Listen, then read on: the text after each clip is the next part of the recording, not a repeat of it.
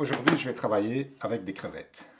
Des crevettes qui sont là, et pas n'importe lesquelles, puisque ce sont ce qu'on appelle des Black Tiger, qui sont des crevettes qui ont un goût exceptionnel.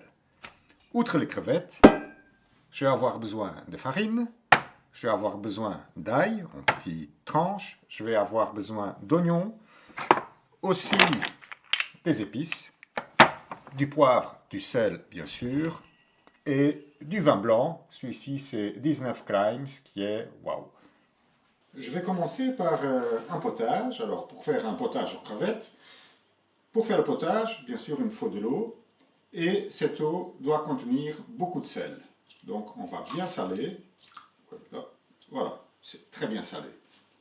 Je vais aussi ajouter du piment d'Espelette. Les piments d'Espelette, il faut être très prudent. Donc on l'enlève, on le met à la cuillère et puis on referme tout de suite pour ne pas faire entrer trop d'humidité.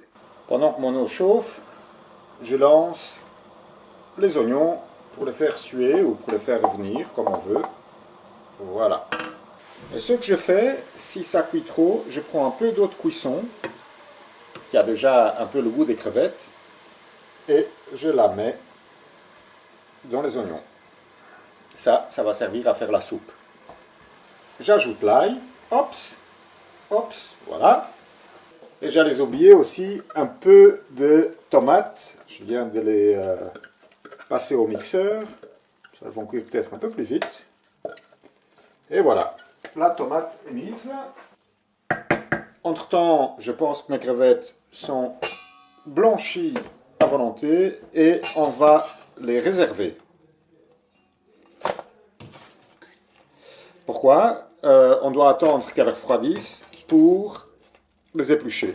En tout cas, celles qui vont servir à aller dans la soupe.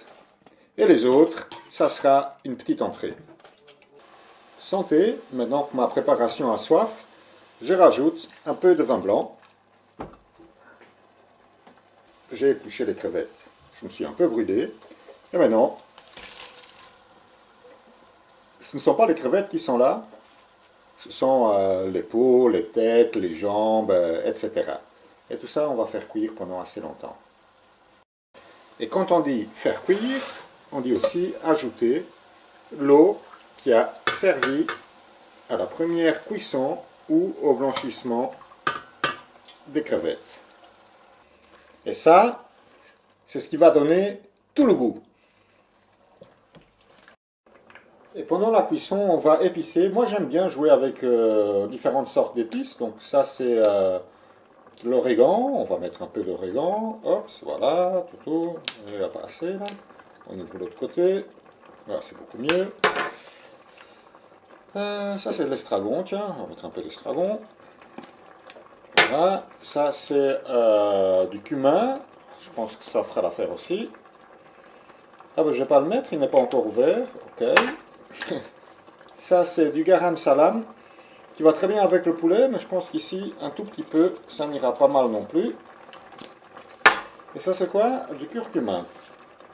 Ah non, du curry. On va mettre un peu de curry aussi. Oui, le curry, c'est bien. Voilà. Et à un certain moment, on va commencer à goûter et voir ce qui manque. Ah! J'en ai pêché un. Mon bouillon, et finalement je vais rajouter tout le reste parce qu'il n'y en a pas beaucoup, et voilà, et comme ça tout va cuire ici ensemble. Et dans ma soupe ou mon potage ou mon velouté, je vais aussi jeter quelques grains de poivre. Tout ça sera passé au mixeur après. Voilà. Voilà.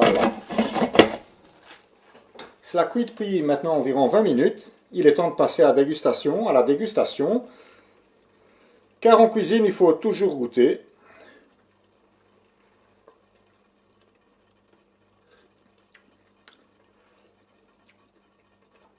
C'est super sucré. Ou super salé. Oui.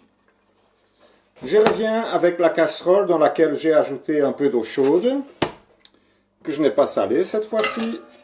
J'enlève tous les instruments et je remets dans l'eau chaude. Voilà. Et j'espère que la deuxième dégustation sera nettement moins salée.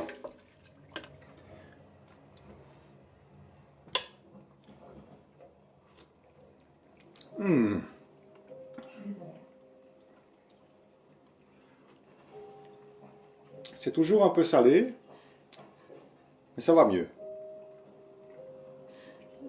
Je vais ajouter un peu d'eau parce que le goût est assez costaud.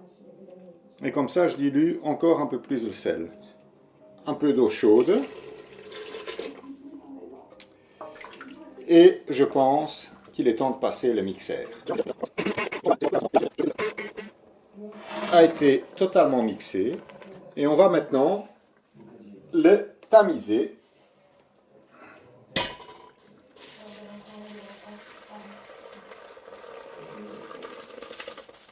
Et voilà. On va attendre que tout ça s'écoule. Et là, on voit bien les restes des carapaces, etc. Voilà, c'est tamisé. On n'a plus qu'une partie qui est dure ici, qu'on ne va pas utiliser, donc on va acheter. Mon velouté ou mon potage est maintenant filtré, mais il est très très liquide.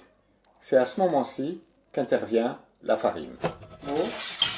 Et donc ceci c'est de la farine non fermentée, c'est exactement la même que j'utilise pour faire les pâtes. Et voilà, voilà, et le bout avec la farine, elle est devenue un peu plus dense. On va regarder tout de suite, oui, ici je pense que la densité ça va, c'est pas trop ferme, c'est pas trop fluide, donc je pense que c'est bon. Au niveau goût, c'est bien, mais ça manque un peu de poivre. Donc on va prendre un peu de poivre du moulin ici. Et d'ailleurs, je dirais même plus, ça manque un peu de piquant. Après avoir goûté, je me dis qu'il manque quelque chose. Ici, sous vide, dans des sacs à faire le vide, mais réutilisables, ce qui est quand même plus écologique, j'ai du gingembre et j'ai des piments. Je viens de l'ouvrir et puis le remettre sous vide. J'ai coupé un tout petit peu, et c'est justement ceci que l'on va remettre dans ce potage. Je pense que cela, j'ai laissé un peu sur le côté, va donner encore un peu plus de peps. Mon potage est prêt, il n'y a plus qu'à mettre en réserve pour demain. Les crevettes sont là, coupées en petits morceaux. Très très bon. Donc, je les mets ici. Il y en a beaucoup, hein. Et maintenant, mon potage, je vais le mettre en réserve dehors, parce qu'il fait assez froid, donc c'est un excellent frigo. On couvre et on le met dehors, puisqu'il fait 2-3 degrés, pour le conserver jusqu'à demain, où on va le réchauffer.